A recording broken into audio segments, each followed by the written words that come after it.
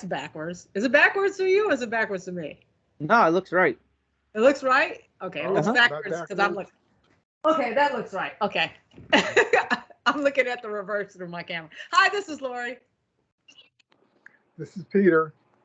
And we are joined again with our special guest, Ryan, joining us for a special episode, a special review, our recollection, or what do we want to call this? Remembrance of this May 25th is the 40th anniversary release of Star Wars Return of the Jedi. So in honor of that occasion, I decided to hold a screening. Well, they did re-release it in theaters in April 23rd, I think it was, it came out. And I decided to also screen it here at the Larklight in my home theater, and invited Peter and Ryan and my mom, and we just enjoyed watching the actual. I have a version that is a despecialized version. Actually, not technically not a despecialized version. It is a capture from the original reels that were in the theaters of 1983. So the specialized version, oh, my microphone's turned around. The specialized version, I think, got re-released. Is that correct, Ryan? Yes, that was the the special edition is what they had released in the theater a couple of weeks ago. And I think it was in fact, I know it was the version that was on the Blu-ray disc. Okay. Yeah, and it did really well in the theaters. There was a lot of news articles about how well the re-release did. But anyway, I wanted to, get together, watch it again, talk about our memories of this particular Star Wars film. And anybody want to share? I know, Peter, you're not the biggest Star Wars fan. It's not necessarily your thing.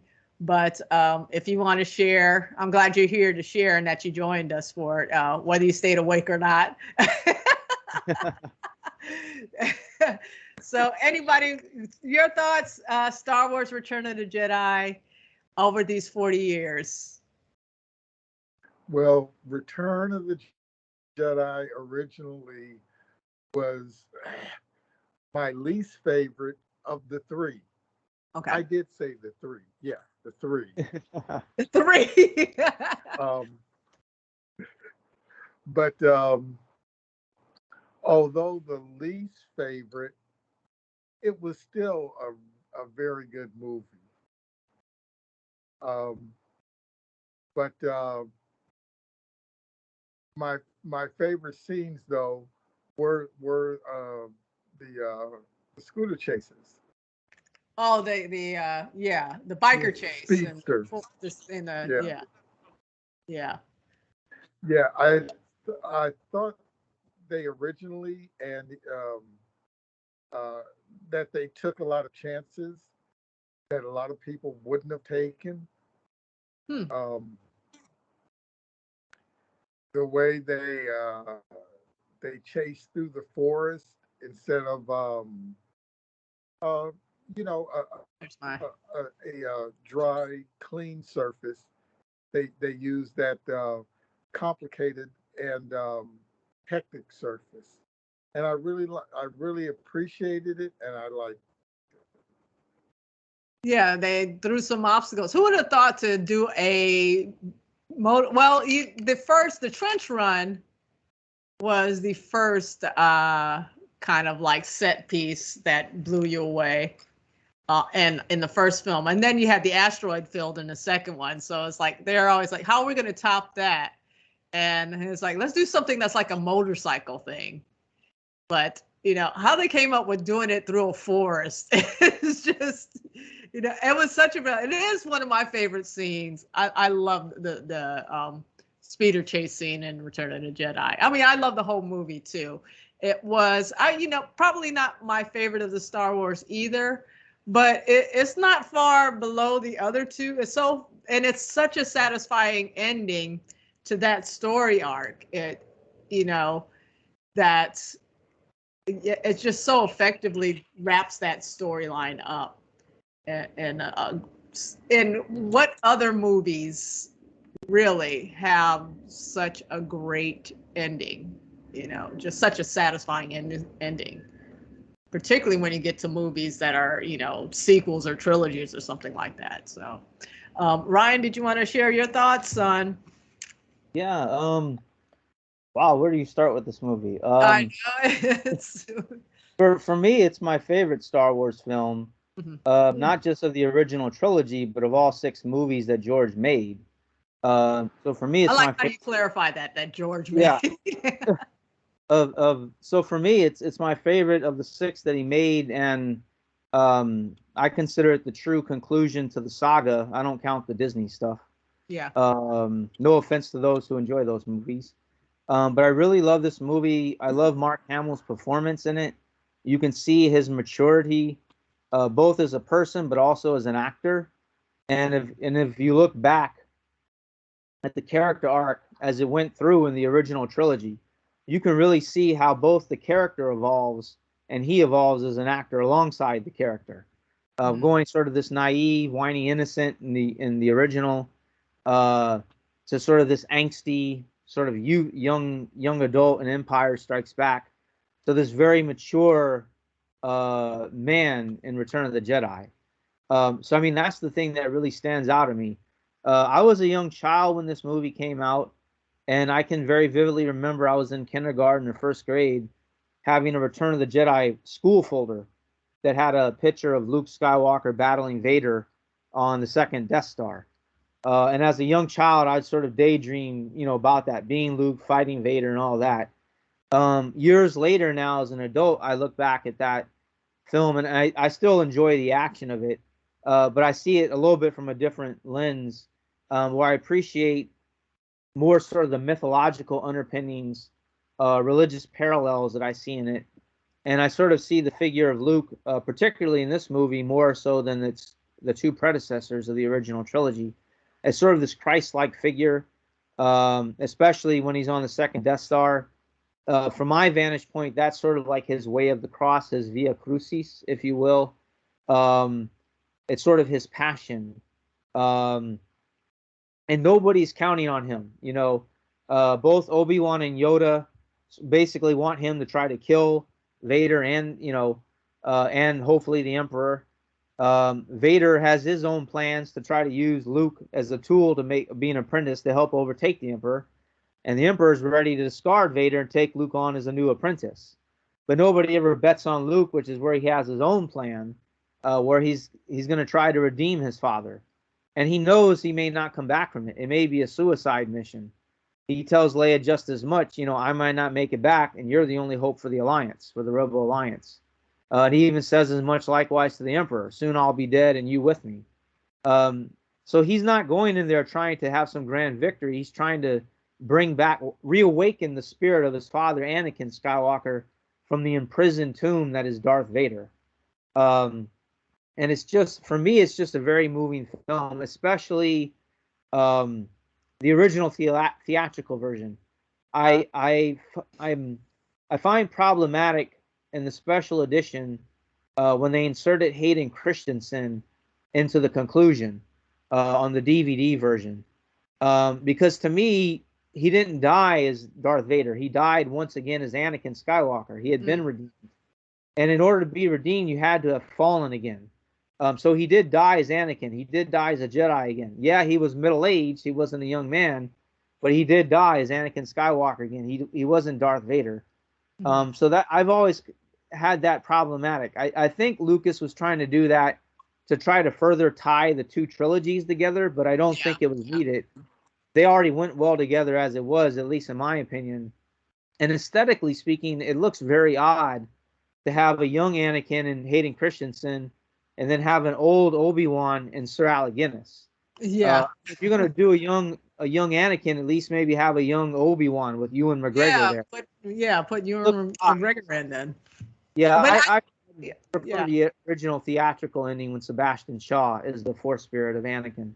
And his eyebrows. And his eyebrows. His eyebrows. What you pointed out. This is why I'm so glad you were able to join us, Ryan, because this point of view, particularly looking at the religious context of Star Wars, I I think it's really important, and I think that's why these movies are so effective. Is it's because it's able to tap into this sort of religious aspect and show like a man of faith or people of faith and going through their trials and staying committed to their faith. I particularly like how you point out that Luke, like the Obi-Wan and Yoda want him to kill his father, and the Emperor and his father wants to, they all will have their agendas for him, but he has like, no, there has to be another way. There has to be the way for me. And he finds it through, it's like, okay, if my father was able to give birth to me and to my sister, and we're not bad people, there's got to be some good in him too. Maybe that's the way. And whether it is or isn't, I'm going to pursue it if I die, or not, and I do like, I never thought about Luke as a Christ-like figure until you brought it up. But yeah, it's kind of like he goes through his temptations, we could rule the empire. I guess it would be in Empire Strikes Back when it says join me and we can rule everything. You think of like the Satan taking Jesus up to oversee the world. So you could have all of this. And he, oh yeah. And I never thought of that. And then, like I said, this is his passion. This is his leading to his crucifix, basically. And yeah, thankfully, spoiler alert, he survives it. oh yeah, thankfully. And yeah, and I mean, this is the mythological themes of this movie are what make it special, and it taps into something for all of us. And it's hard to find movies that do that anymore. I think The Green Knight from a year or two ago was, yeah, it was as bizarre as it was. It really did tap into that stuff. And I think a lot of filmmakers missed the point and not kind of going to this, like, I don't want to say religious or spiritual, having these figures, pursuing that. They're more interested in somebody being badass and kicking ass and fighting and all that stuff, and not the spiritual quest. I think it's interesting, like what made me interested in the first 2 seasons of The Mandalorian. He was another figure that had like a code, code of ethics that was on seemed like a spiritual level. Their whole thing. I haven't watched season 3, so I don't know if they go away from that, or because I've heard some, it's kind of negative things. But I wish more movies would pursue something like these movies do. These properties do. I find it really interesting and really effective. I agree. Yeah.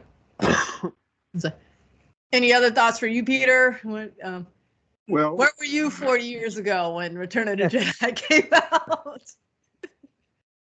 Well, I did originally see it in theaters, not knowing what was going about. There wasn't any media hype or anything to really tap into. Well, we didn't have any cell internet phones back then. No. But it was just a really terrific ride, the whole thing. And seeing the movie again, it just brought it all back. And for me, it was actually even better. Oh, okay. You enjoyed it more this time? Yes. Yeah. Well, yeah. I haven't watched this one in a while. I mean, these are always on TV. They're on Disney Plus at any time. And it's been quite a few years since I've sat down and actually watched them, because I've watched them so much throughout, my years.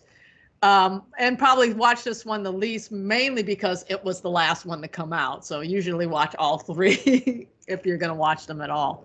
All 3 of the original trilogy, I should say. So it's a little fresher. It's a little fresher watch too for me. to check it out. And plus, it's been a while since I've seen the original version. You usually see the special editions now, so it's kind of nice to go back to see how it originally was. I agree with you about the Hayden Christensen thing. I think they have like you think of like gravitas or giving something weight, or there's something, it just takes away the weight of that conclusion by, it's because you have a character that hasn't, in that format, you don't have the character that went through what Vader went through from the time he was there until his death. And what that does to you physically, even, to go through that experience. So I prefer it as well, as he's this older man now that has gone through all of this, especially if you're not going to replace the other, you're going to keep Alec Guinness in there. But I would have hated it if they took Alec Guinness out and put Ewan McGregor in, even though it's like, if you're going to do it, that would make more sense. But it's just like, there's something about age and wisdom that they represent, and experience, and going through hard times and learning and coming out of the other side of it, that having them in that, there's just, that gets taken away in the special editions with those final scenes, also taking away the yum yum song. All right, who's pro Ewoks or against the Ewoks? What say you? I'm pro Ewok. I'm pro Ewok too. They didn't bother me at all, and a lot of people couldn't stand them. That's true. Yeah. I guess they thought they were cutesy, and they were, but at the same time, they were these little primitive war creatures at the same time. Not all of them were cute. They were ready to eat people too. Yeah, they were ready to eat some people, particularly Han Solo. So, but anyway, yeah, that's the biggest. I think my biggest problem with the movie, and I was like 40 years ago, and I've mentioned this story to you, because coming off Empire Strikes Back, I wasn't too happy with that movie after seeing it when it originally came out. I was probably about 12 years old, so part of it was kind of, when you're that age and you're a girl and the hero doesn't end up with the princess, you're kind of like, wait a minute, what is this? That's the con man. What is she doing?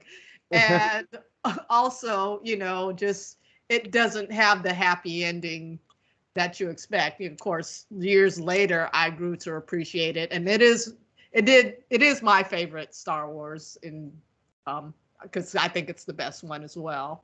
I'm not unique in my opinion of that. But so going into Return of the Jedi, and like the Empire was kind of like a little disappointing for me. I wasn't gonna jump out the first day this was opening and go see it, but my brother and sister were like, "You're not gonna go? We're going. We're gonna." So they went out like the first day it came out, and I was like, "No." I was like, it wasn't that I wasn't gonna see it. I just wasn't gonna see it the first day. And they came back and spoiled the entire movie for me. Oh man. Which is, oh, Sean, what you calling me for right now? I'll call him back. So speaking of which, that's my brother who just spoiled the movie. They had spoiled it, but they were so excited, and what they were telling me, I was like, no way. I could not believe what the turn of events were in Return of the Jedi. So, and I have to say, going to see it, them spoiling it did not ruin the movie at all for me. I was there along with the ride, the emotional turn, all the emotional points, I was with it. So I really, it's just a great ending to a great series. And, here we are 40 years later, still talking about it and still enjoying it and appreciating it, Well said. Well said. Yeah. Any other thoughts? I do have a gripe about Return of the Jedi. Anybody want to go what they don't like about this movie? Why? Because, well, Ryan, it is your favorite, but the reasons why it's not mine. Yeah, I I don't can really go. have I don't have any complaints about it. My only complaints deal with the special edition changes. Okay.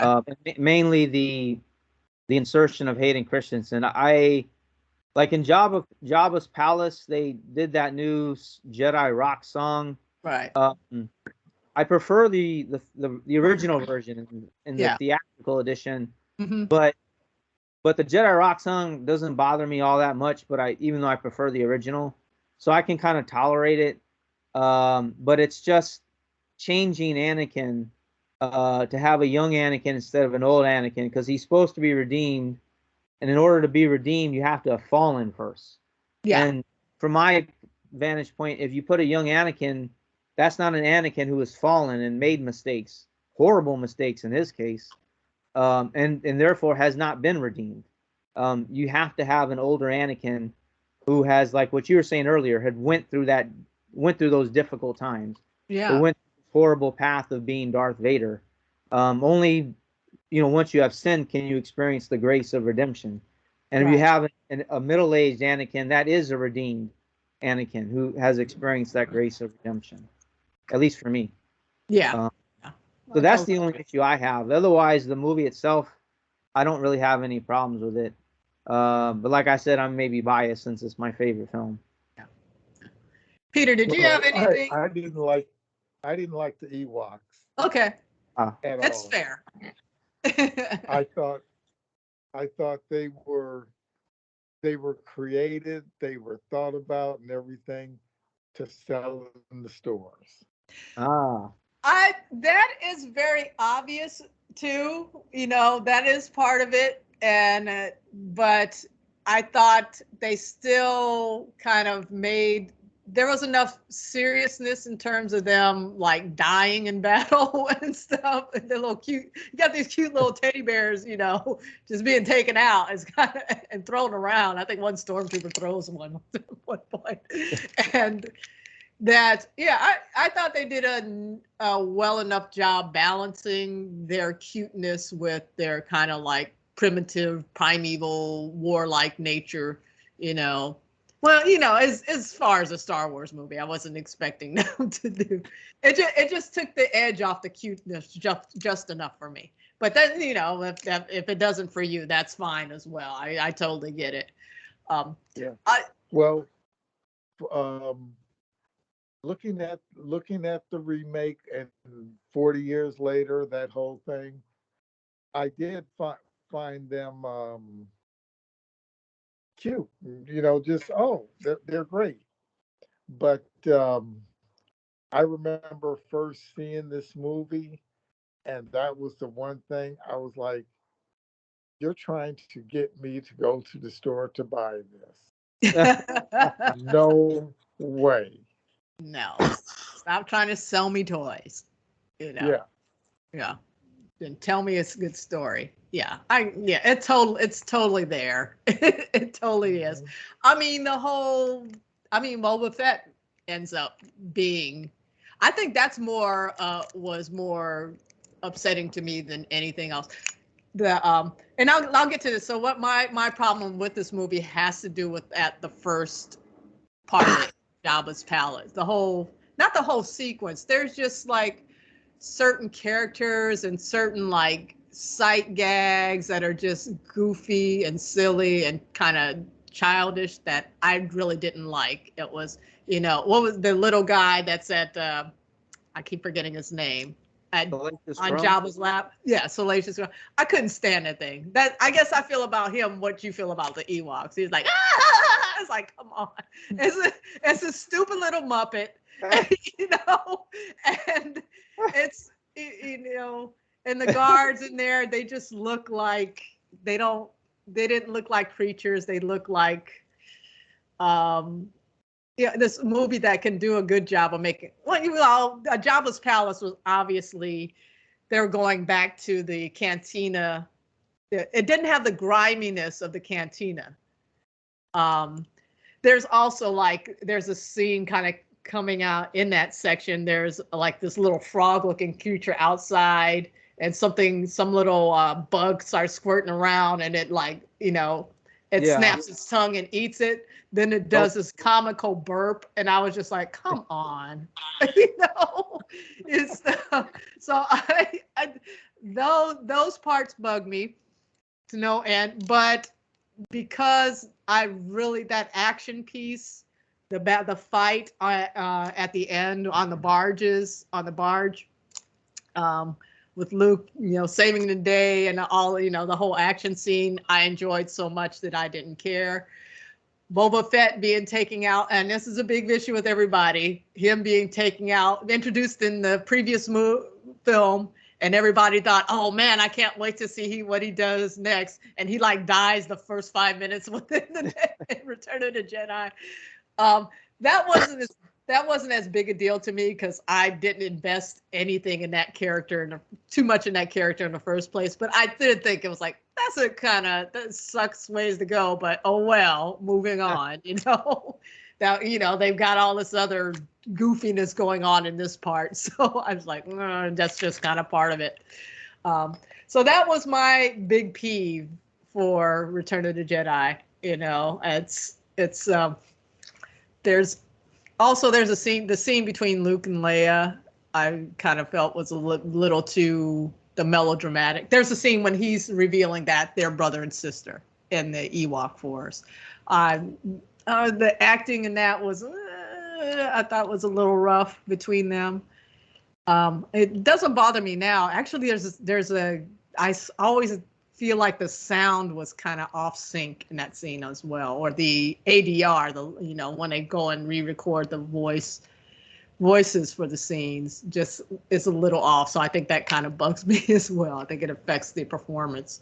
But so those were my little nitpicks. All in all, it wasn't enough. It's such a satisfying solution to the arc for all of the characters that I will love this movie regardless. Yeah, I'd also like to add, I really like Ian McDermott's performance as the Emperor. I mean, this is the first time. Are you? You're falling asleep, Peter? Uh-oh. You're kind of like your phone is going. I mean, he's going. He's fading. Again on Return of the Jedi. Now he's frozen. But anyway, okay, yeah, his performance, yeah. Yeah, I really loved him in this movie. It's the first time, historically speaking, we get to meet the Emperor.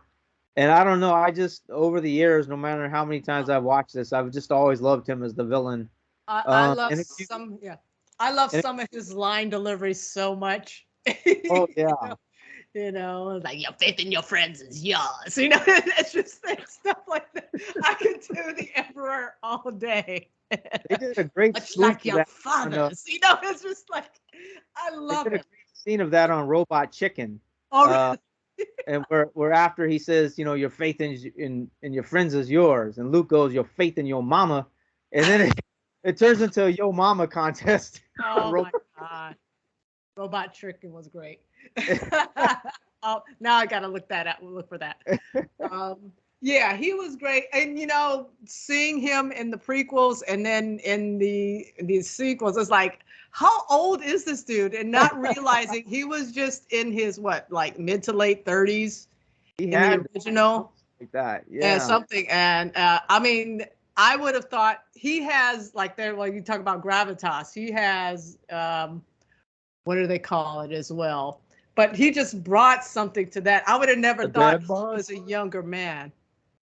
Yeah. What? He just, yeah. What was that? I thought you were gonna say she thought he had the dad bod. The dad bod. Oh, jeez. Oh gosh. Oh goodness. It's not a review without Peter saying something kind of. All right, Peter. Off the wall and goofy. Oh boy. No, what they call I can think of as gravitas as the word, and there's a certain seriousness and he just. I mean, I don't know. You know what? I didn't really like his it's character. really Yeah, but the only reason I didn't like it is because I so loved Darth Vader as okay. the the Okay. hard bad guy, the the Lord, the whole Well, I thing, mean, and yeah. then to have this guy above him is kind of like, yeah, well, To see Vader, yeah, Vader is established such a strong, prominent villain. To see, even in the first two films, even though he does answer to the Emperor in the second film, it's to see him so subservient to someone. But it just, you weaken Vader to make the Emperor just that more evil. Do you feel that's what was going on? That after yeah, the establishing, it's like, oh my God, Vader is the evil, and then it's like, oh, this guy is more evil. But in order to do that, you had to weaken Vader. And yeah, yeah. I guess I can see that. It didn't bug me enough, but it's just like, the Emperor is just damn. If he's even more evil. And maybe they had to do it for the redemption of Vader too to happen as well. So, but yeah, that's an interesting point. Yeah, I just love his performance. If you look at all six movies, I think in terms of Palpatine, it's a great sort of story arc that he plays. Well, he's not in the original Star Wars, but in the other five, you have that character. Mm-hmm. And they put him in for the special edition of Empire Strikes Back. But Yeah. I have a I just think it's question. between the original trilogy and Return of the Jedi and the prequels. I just think Ian McDermott does a great job with that character, Yeah. uh, Yeah. at least for me. Yeah. I like him a lot as that character. They should have left him alone. Yeah, I Anyway, agree. let's not even talk about those. Let's enjoy the stuff that brought us here in the first place, and just go with that. So, any other thoughts? Any final thoughts on the 40th Return of the Jedi? Um, it's It was even fun. though what It was fun. it was fun. Yeah, yeah. The practical effects a little dated, but still looking all right. I still rather there's something about CGI that just I don't know. I'd rather see little stop motion robots sometime a lot of the times than Yeah. and that seems more real to me than as elaborate and gorgeous as some CGI does. You know. So, but it's great. It's still a lot of fun to watch. You know, it's still pretty impressive what they had to do. I mean, that was the top of the line technology back then. It's like, wow. I used to watch documentaries like this is how they filmed these scenes, and they had a computer controlled camera and all this stuff. And the stuff they do now, the technology they have now, that stuff is so archaic. It's like Yeah. caveman drawings in comparison, but I still enjoy it a lot more. You know. Yeah. Any thoughts? Anyone? Any final words you guys want to say? Yeah, I'll just throw in a little tidbit. I'm currently reading through Carrie Fisher's book, The Oh, Princess Diarist, oh, uh, okay. which was the last book she wrote before Yeah. she sadly passed. And it's basically like her memoirs from working on the Star Wars films, specifically the original. Mm-hmm. Uh, and she talks in there at one point about killing Jabba the Hutt in Return of That the was Jedi. cool, actually. Yeah, and she said of her entire film career, that was her favorite moment, was strangling, killing Jabba. Uh, and she says something like to the effect of like, if there's if you're ever feeling down, have your own Jabba killing moment to excite you, or something like that. She says in the book. Uh, I wish I had it open so I could read the I exact. wanted to check that out when it came out a few years ago because, like, she does go back to what was going on in her Yeah, life back then, And of course, she had great sense of humor. She just got her star on the Walk of Fame with her daughter, Mark Hamill, representing. And that was really what her daughter had to say was a really, I recommend watching that, especially if you're a Star Wars or Carrie Fisher fan. And let me just, something I'm glad we brought this up is bringing up Princess Leia as a hero, and particularly a hero for girls. As I get older, the more and more I appreciate that character and her position and role in these movies. And it's, you know, she did action, but that wasn't her main, you know, strength really. And it wasn't that she was bad at it, but it wasn't her main focus. She's like, oh, okay, I need to fire a gun. Okay, boom, boom, boom, boom. I don't have to like prove I'm tougher than anybody as a woman or anything like that. Yeah. She was regal. She was intelligent. She could pick up a gun and fight if she needed to be, but it didn't define her. It was more of her intelligence and compassion and caring is what her defined her as a heroine. And that's something I appreciate more and more as I get older. And I wish more films, or when they create female heroes, they would tap more into that nowadays, you know, because now it's like, and I've brought this up several times in the past. It's like, now it's like they try to make female heroes as tough as guys. They try to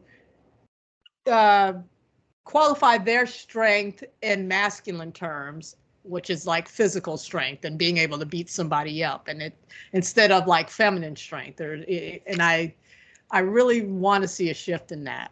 And Princess Leia is like the epitome of female strength as a female hero in a movie. So yeah, more Princess Leia's, please. You know, rocks. Yeah, she rocks. And well, maybe we can't have more if we don't have Carrie Fisher's, but I'm sure we could, but not quite the same. So really appreciate Carrie Fisher and Princess Leia in this whole thing as well. And yeah, and that's it for me. You guys want to wrap it up? So yep, Return of the Jedi. Yeah, Return of the Jedi will turn 40 on May 25th, which is next week. But I'll probably post this on May 25th. I don't know. It might still be in theaters. You can catch it on Disney Plus. They play it on like TNT cable all the time, you know. So, but yeah, if you can manage to track down a version of the original reels, I'd recommend. And Ryan, like you said, you got to compare the two and see how the changes, how you felt about the changes and things, and seeing what they did and what they didn't. I didn't realize they removed the Darth Vader's eyebrows when he gets the mask and the special editions until we saw them. You know, it's like, oh yeah, they did. But yeah, but you know, there aren't any legal copies are out there, but the people who have done the version I have really stress they want you to respectfully do not obtain a copy of this version unless you already own a DVD or several versions of it. You've already purchased it. That's not what they did it for. You know, they're not trying to make money or try to, and don't share it, you know, on any pirated kind of way. This is strictly for fans who are, you know, do support the many billions of dollars these trilogies have already made. But anyway, I just don't want to encourage pirating, but it is kind of nice to be able to see those versions available in kind of a nice way. So anyway, so that's it. We are out. We are out. All right. Until the 50th anniversary, I guess. See you in 2027 for Star Wars review. Okay. See you guys. Thanks for joining me tonight. Bye. Okay. See you later.